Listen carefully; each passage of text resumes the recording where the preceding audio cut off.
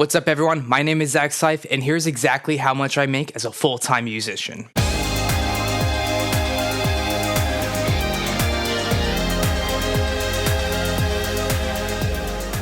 Welcome to my YouTube channel. If you're new here, I post regular content on what it's like being a full-time musician in today's modern music industry, so feel free to follow me all on my social media platforms where I post daily content going over what kind of gigs I do, what kind of lessons I teach, and everything that my daily life revolves around in terms of being a musician. So at least here in the United States, we have this stigma around being a full-time musician. We always say, you need a backup plan or you should go to school and get a degree just in case the music thing doesn't work out. Where I think that's total bullshit, and I'm here to tell you why I think that's the case. Back in high school, I knew that guitar was exactly what I wanted to do for a living, but I wasn't exactly sure how I was going to make that possible. All I knew is that watching the G3 performance of John Petrucci totally changed my life and made me take this thing that I enjoyed doing and playing as a hobby after school needed to become the only thing that I focused on for the rest of my life. I spent all of high school playing in every sort of band and ensemble in school that I possibly could so that when I got out of high school, I could make it a full-time career. That eventually led to me going to college for music, and I got an associate's degree in fine arts and jazz guitar, and then after that, I went on to Berklee College of Music and pursued a bachelor's of music business. And during that time, I was working in the industry from day one. I would take jazz gigs, pit orchestra gigs, filling gigs, cover band work, and church gigs just to see what it was like really gigging to make a living in music.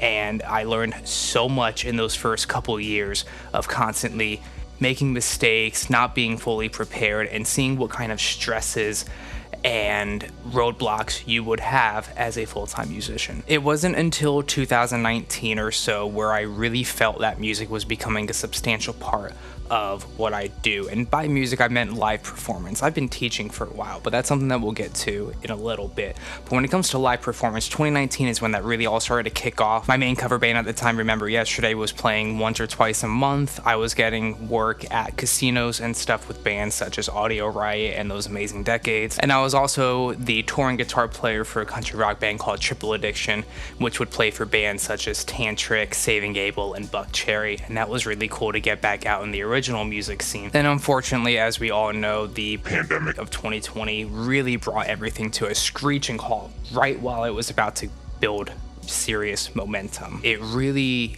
took me by surprise, and it made me realize how valuable my time here on Earth is, and it really kicked my ass into wanting to really go for this full time and to make live performance my number one source of income. I spent every possible moment just looking for the right opportunity. I was on Facebook groups, I was watching a ton of YouTube videos to get inspiration, I was reading forums, I was looking at Craigslist posts, I was reaching out to all my friends, just trying to put something together or find an existing opportunity that I could really capitalize on and really dedicate my time to, so that when all this pandemic thing was over, I could just go for it. And that's when I found a Facebook post in a group I believe called NJ Musicians Wanted for a band called Evolution X. And for those of you who have been around the channel for a while, you know that Evolution X was the first real full-time cover band gig that I had here. What separated Evolution X from the other gigs that I had before is that they had a full management and booking agency team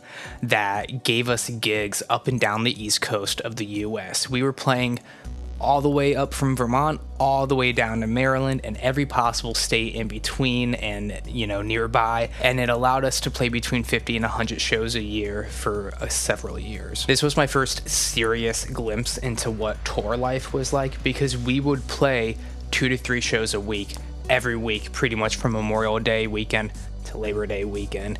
And I was constantly in and out of hotel rooms, traveling to different states, and it was just the coolest experience of my entire life. That's when I upgraded all of my guitars to get the best gear that I could. I started reaching out for endorsements and stuff like that, and it was really cool to get a sense of really being a full-time touring musician. When I found out that Evolution X was going to come to an end in the middle of 2022, that's when I got in touch with Crash the Party's manager Carlos, and I started to audition and transition over to them so that when Evolution X was done, I could hop right back in the same circuit with an even bigger name in the circuit and on our agency, and I continued to do that until the end of last year when Crash the Party decided to no longer renew their contract. And that brings me to today, where I'm working with one of the top wedding bands in New Jersey called the Ever After Band, and we play between 30 and 50 weddings a year, which is a really high number, and considering weddings pay a lot more than cover band gigs, things are going very well for me. I still do fill-in work here and there, and I help out all my friends' bands. I do acoustic duos and stuff like that too, but the bulk of what I do live these days are private events and weddings because they just pay so much more. There's less overhead, less expenses, less travel, and they're just higher quality gigs. You get fed, you don't have to worry about accommodations and stuff because everything ends earlier, and it's such a really great way to share your music with people who are there for a very special occasion.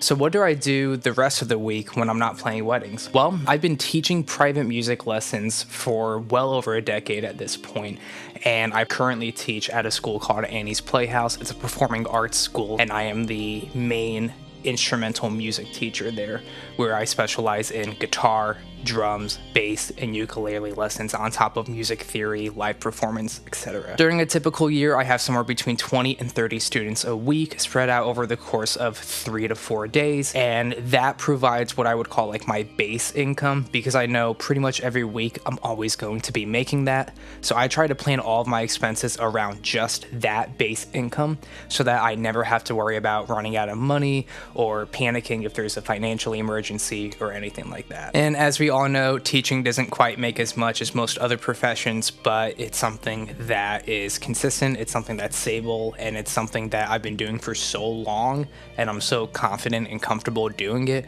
that most days it doesn't really feel like work to me. It just feels like something that I do during the day that's music related to help build income and to help give me something to work and build the rest of my career off. Last but not least, you guys know that I run this lovely YouTube channel here. It's a pretty decent size at this point, considering how much work and effort and time I've been putting into it over the past 3 years, and things are going pretty well over here. The growth is pretty consistent. Wish it was a little bit more exponential, but there are so many factors into building a YouTube channel regarding your release and upload schedules, your thumbnails and titles and descriptions, your content, your fan base, your keywords, your KPIs, all of this stuff. Trying to balance that with the algorithm that's always changing, and so it's just a lot of work.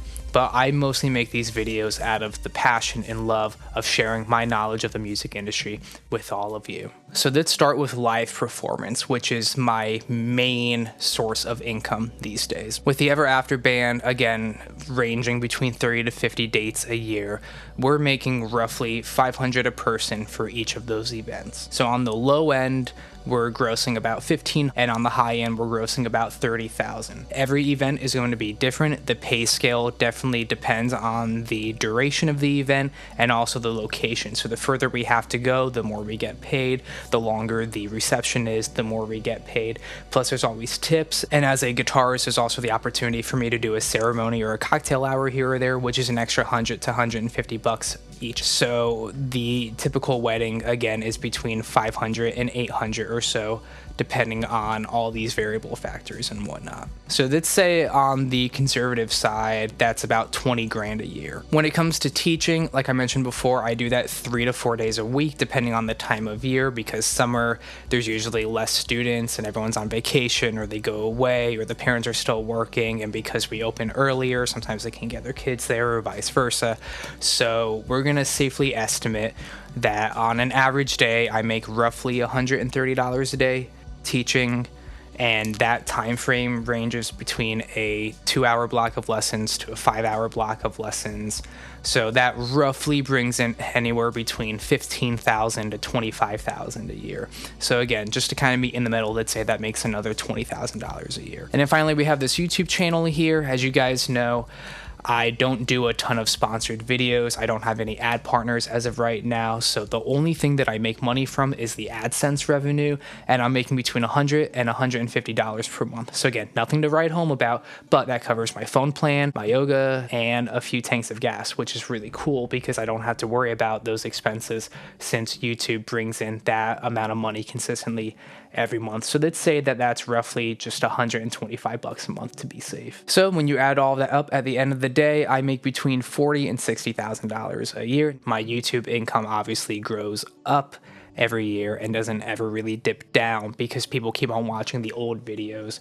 So when you calculate all of that, I am making the average or median salary here in the US doing something that I absolutely love. And I pretty much set my own schedule for all of that. I consider myself my own boss in every aspect of the word because I tell the studio what days and hours I'm willing to teach. I accept or deny every gig that's offered to me, and I shoot videos whenever I'm inspired or in the mood to make them. So all in all, I hope that this really helps to shed some light as to what you can expect to make as a musician. I'm gonna go over a couple bonus tips real quick just to help you maximize your potential earnings. So it's important to realize that when you're first starting out in any of these revenue streams or trying to start a career that you're not gonna make what I'm making. You might go a couple years of making nothing before you actually start getting your first real paycheck, so to speak.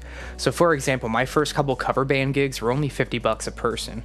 And the most I made before doing the agency circuit was about $100 per gig with my local cover bands just playing, 1 to 2 shows a month with no more than like a 15-minute drive involved. In Evolution X, we were averaging about $250 a person per gig. But again, we had to travel up and down the East Coast, so sometimes those travel expenses could really add up. With Crash the Party, at the end of our run, we were making about $300 a person for most of our public events. But again, there's a lot of touring expenses involved with that. There's gas and travel, there's tolls, there's hotel rooms, there's food, there's parking sometimes.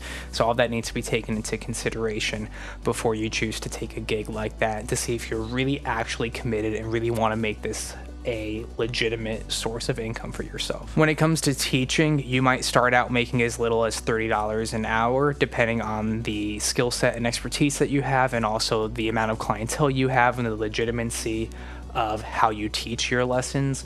And then if you're someone like Jason Richardson, you might be able to charge $150 an hour because you're an absolute professional and master of what it is your skill set is and what you can teach other people. And last but not least, I mentioned investing, which is something that you can do once you have your emergency fund taken care of and you can take care of all of your monthly expenses otherwise, because that money makes me money every day. So I might wake up and see an extra $100, $200 in my trading account, which is really cool. I mostly just stick to NVIDIA stock because it's doing really well right now, as well as S&P 500 ETFs or index funds. I am not a financial advisor in any way, shape, or form, but I can recommend a ton of channels and resources for you if you want to start to take your money that you're making as a musician and invest it so that it can acquire anywhere from 5 to 10% a year bonus on top of that. That's going to wrap up today's video. I hope you all got a sense as to what it's like being a full-time professional musician and how much you can expect to make in different areas of the industry. For more content on the regular social media, I post on Instagram pretty much every single day, and you can get a ton of insight from checking out those videos as well. Until next time, everyone, keep on following your dreams.